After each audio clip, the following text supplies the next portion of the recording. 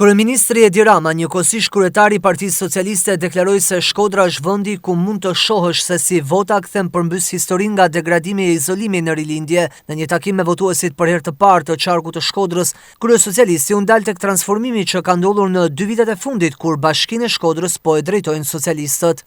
Personalisht, fiksimin e vjetër që si ka mundësi që nuk ma dha një herë shansin shkodrant për t'ju provu se çfarë mund të bëjmë ne për Shkodrën, unë e kam nxjerr. Kështu që 2 vjet përpara, më në fund, na e dhanë mundësinë, edhe në 2 vjet ne kemi bërë për Shkodrën atë që s'është bërë në të gjitha vitet e tjera të marrës bashkë. Shkodra ka filluar, sapo ka filluar të bëhet dhe një atraksion turistik, ku nuk janë thjesht ca turistë që ka përcejnë për gjysmë dite nga Malizi, por ku ka shumë turistë që vinë enkas për Shkodrën. Dhe natyrisht kjo fal ndryshimit që ndodhi këtu.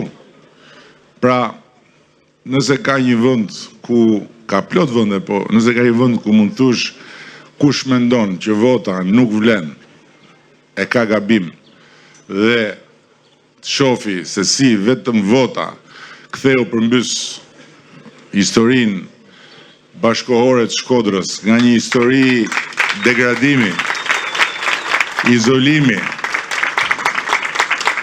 zhytje në plurë e në pislëk, në një histori rilindje, është këtu. Dhe nga ana tjetër, unë besoj që ka shumë për të bërë akoma. Rama bëri thirrje që ky moment historik të shfrytëzojë nga shkodranët dhe gjithë Shqipëria, sepse Partisë Socialiste i duhet një vot masive që të mos varet nga këneta për të implementuar ligjet e Bashkimit Evropian, arritur afatin e negociatave në 2027 dhe për t'u antarësuar në Bashkimin Evropian, pasi në të kundërt dera B e mbyllet. Dhe nuk mund vim këtu të rrim të lutemi kënetës, hajde tash se kjo duhet për të mbyllur negociata.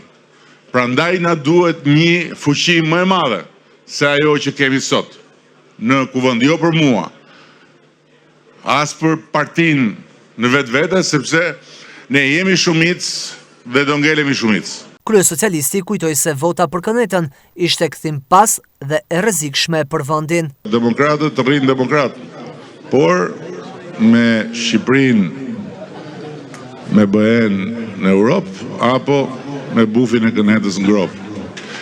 Në qoftë se ai thotë, unë jam me bufin e kënetës, është koha për